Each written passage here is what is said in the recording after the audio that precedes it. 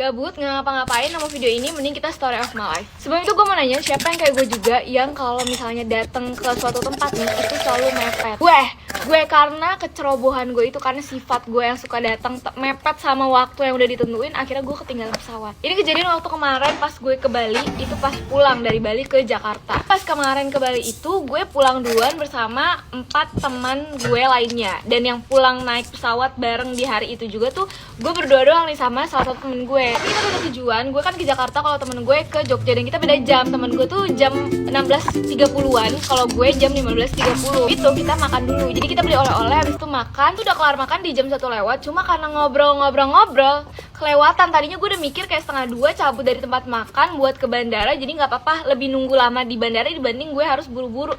Tapi karena ngobrol keterusan, terus juga foto-foto, jam 2 lah gue baru cabut dari tempat makan. Ini masih aman karena gue mikir ya udah, gue flight itu kan 15.30, setengah 4, masih ada 1,5 jam lagi. Cuman nih orang kan baru pertama kali naik pesawat sendiri ya kan, nggak mikirnya ada yang namanya penutupan check-in. Jadi kayak check-in tuh seharusnya udah ditutup setengah jam atau bahkan 1 jam sebelum keberangkatan. Kita cerita akhirnya nyampe di bandara, gue nyampe setengah 3, terus gue harus ngantri check-in juga. Itu sekitar pas gue nyampe ke depan nih, masnya itu udah jam 3 kurang 10 menit. Pas gue bilang untuk keberangkatan 15.30, masnya langsung bilang, loh 15.30 ini mau udah ditutup dari tadi. Pas denger itu gue langsung, jantung gue kayak udah mau copot. Tau, gue ngomong ke masnya, mas tolong mas bisa nggak satu lagi. Gue tuh udah bergetar, udah pengen nangis. Itu gue panik, gue langsung nelfon bapak gue sambil nangis-nangis. Pertama kalinya gue nangis di depan umum. Gue gak peduli orang-orang pada ngeliatin gue tuh, yang di bandara pada lalang ngeliatin gue teleponan sambil nangis-nangis. Kalinya juga gue nangis di depan umum selama itu kayaknya sejam deh. Pokoknya selama gue ngurus tiket. Jadi akhirnya gue harus beli tiket baru lagi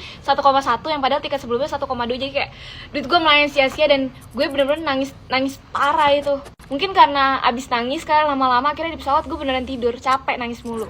Abis itu gue kapok deh, berangkat mepet-mepet tuh, aduh nggak deh. Dan kalau kalian punya pengalaman yang sama nggak, karena keberangkatan kalian suka mepet jadi membuat kalian rugi?